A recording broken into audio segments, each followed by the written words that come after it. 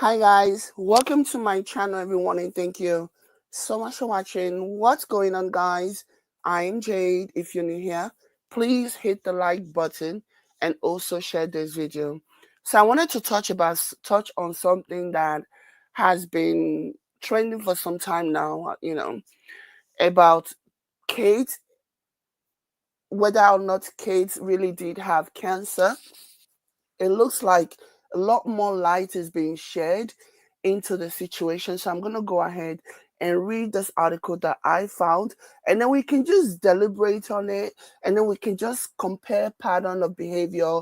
We can just compare and contrast, okay? Because it'll be really, really sad and pathetic and really, really unkind if, in fact, it ends up being that the royal family are using illnesses as a way to deflect from being held accountable for whatever it is, whatever scandal, because there is a pattern of behavior here.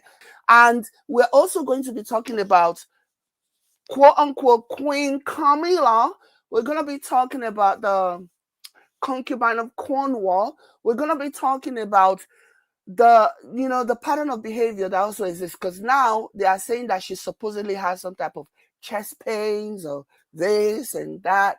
But anyways, before we do any of that, let me go ahead and share this. Again, this narrative that Kate may not even have the C word has been trending for some time. And for me, like, you can't, even if you're like a royal supporter, a royal watcher, you love the royal family and all of their toxicity, you can't dismiss it, okay? You can't just be blind to some of the things that make sense. Like, use your own brain. Anyway, so this is what I found. It says, well, folks, let's all take a moment to salute our Kathy, the epitome of resilience, for bravery facing the terrifying diagnosis of not actually having cancer. So what this is saying is that she doesn't actually have cancer.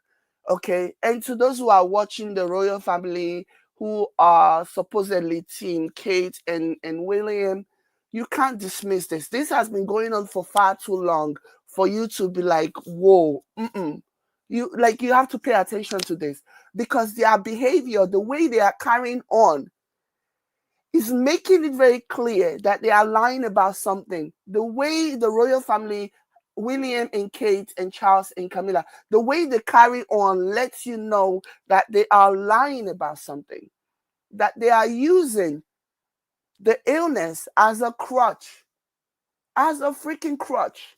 That's right. It turns out it was just precancerous cells, something thousands deal with every day without dropping their entire work schedule. Can you imagine? Can you imagine somebody who's battling the big C and then learning, first of all, that, oh, Kate has to undergo chemo, Kate has to undergo this and that because she's been diagnosed with the C word and blah, blah, blah. Only for them to find out that it wasn't necessarily the C word, it was pre-C. It is something that you need to be aware of so that you can make decisions that you need to make. But these people cleared their entire schedule. She went out of the limelight. She stopped doing press. She stopped doing any royal functions because of this. Again, when you're looking at the pattern of behavior, when you're looking at the facts, it should straight up tell you that there is a different reason, and the big C or the non-big C was just a way to deflect, an excuse to stay out of limelight, to battle whatever separation slash divorce, marital issues that she and Willie were going through. And it is so unkind that they will use this when there are people who are actually battling this on a daily basis. The article continues and says, that's right, it turns out just precancerous cells, something thousands deal with every day without dropping their entire work schedule. But of course, in true weighty fashion, this ordeal, in quotation, is her reason for stepping back from work, because, her previous schedule of occasional ribbon cutting and smiling at events was simply exhausting. So the article continues and it says, she's announced she'll be doing even less to focus on her wellness. Poor thing. It must be exhausting staying well rested in a palace surrounded by nannies, chefs, and housekeepers. Take all the time you need, Kate. After all, it's not like the taxpayers are footing the bills for your royal wellness retreats or anything. So basically, yeah, I don't know how long this article has been around, but I just saw this. And again, anybody that is out there, the reason why I'm bringing this up is because I wanted to tie this to the current predicament or situation, so-called health situation of the mistress of Cornwall, the concubine of Cornwall. Let me share my screen. So reportedly, she has some throat infection. I'm sure that throat infection must be from all that deep throating that she's doing.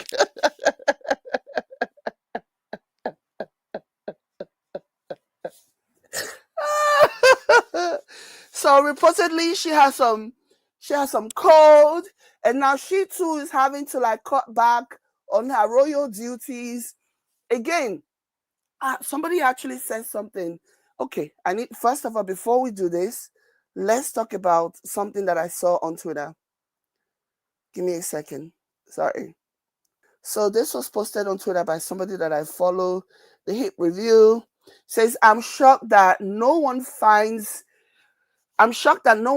it strange that King Charles and Kate Middleton suddenly developed cancer after routine scan just a short while after getting bad press as royal racists. Yeah, it was a bit too coincidental that shortly after all those posts about how, you know, after the Harry and Meghan interview where they basically pointed at the certain um high-ranking royal officials being racist, so they decided to announce. It was very convenient, you know what I mean, for that to be the case. So yeah, we cannot lose sight of that. So yeah, I'm shocked that no one finds it strange that King Charles and Kate Middleton suddenly developed cancer after routine scans just a short while after getting bad press as royal racist. Suddenly, it's a taboo to call it out. Now, Camilla suddenly has a chest cold after bad press. Laugh out loud. So this is what some people are putting together, the coincidence and just kind of like just following the money, if you will.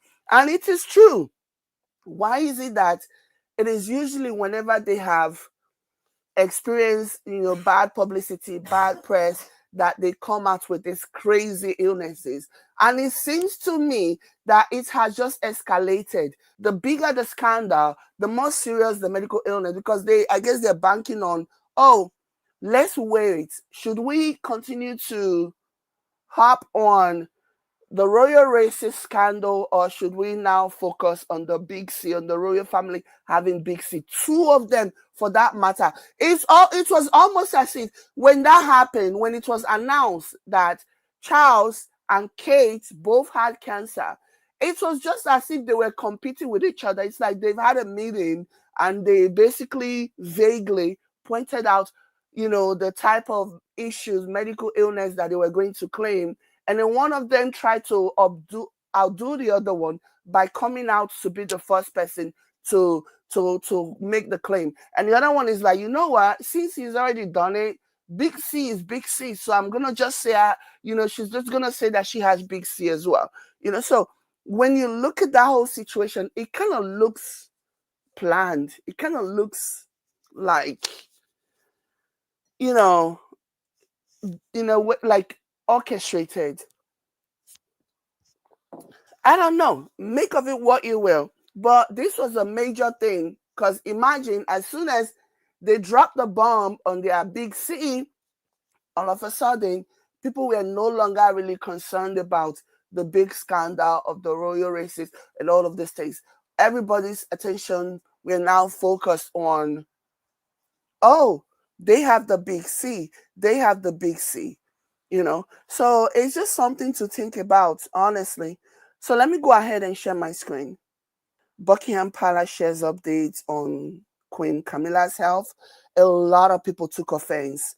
A lot of people took offense because they're like, like, for example, this one here says, I believe it's Queen Consort. That is her title. Use it. A lot of people did not appreciate that they were calling her just Queen. Okay, if you go over the comments, people don't like Camilla. People don't like her. All of the scandal, all of the bullying of Meghan, all of the selling false stories to the British media, trying to paint Meghan as the devil, trying to paint Meghan like this and that and the third, hoping that that will make them forget about what she did to the favorite princess, Princess Diana. None of those things have worked. None of those things. Because it's 2024, almost 2025, and people are still calling her out for being the one who destroyed a marriage. William may have decided that he is going to blame his mother, call his mother paranoid, among other things, blame the media, but the British people, the whole world, the entire world, they know who's at fault. They know that the blame lays squarely on Prince Charles, King Charles, and Camilla's feet.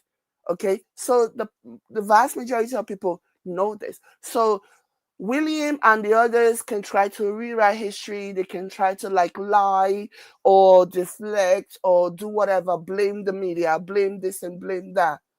But ultimately, people still people still know who she is, that she's not a good person. No amount of, oh, I'm trying to bring awareness to domestic violence. You are, don't you know, stealing a woman's husband, conniving and colluding with a man to simply just use the woman as a baby making machine with the hopes of dumping her in the future when you are done? Don't you know that's a form of abuse? It's so rich that Camilla wants to have, oh, what is it called? A center for abuse. Want to have this organization where they do, they cater to women that are abused. What about the abuse that you and King Charles abused Kate? Sorry, that Princess Diana. What about that? Oh, you don't know? Yes, it is a form of abuse. So somebody commented and said, most people will never accept her as queen because of her and Charles cavorting behind Diana's back. In my opinion, we held Diana so high, nobody could ever touch her. We still honor Diana. So somebody says there are some really nasty comments by some people on here. The queen, in my opinion, has been amazing since she took on this role, wishing her majesty a speedy recovery. And somebody commented and said, Queen Consort, Great Britain had a queen. Okay. And then somebody else said she should, to the comments that, oh, she's been amazing in her role. Somebody responded and said she should. I imagine she has been practicing in front of the mirror for years. Yeah, I imagine that as well. So people are not buying, and a lot of people in the comments were just saying, this is karma, this is karma, this is karma. Okay. And then another person pointed out and said they sure have had health issues lately, almost to a point of suspicion. Almost to a point of suspicion. Like, why is that really everything now? They are all having these health issues, and it's kind of crazy. Mm-mm-mm. But a lot of the comments here were just like, oh, it's karma, it's karma. Some people were commenting that Diana will always be our queen. Okay. And then somebody posted queen with a laughing emoji, Princess Diana sloppy second. She's a side piece at best. Okay. So a lot of people, again, my point is this, right? No matter how they try, no matter what they have done, no matter what they try to do to scapegoat Meghan Markle, at the end of the day, the British people still don't want you, Camilla. They still don't think you are their queen. So I guess you're gonna have to live with that. Anyways, let me know what you guys think in the comment. Like this video and share. I will catch you later. Bye.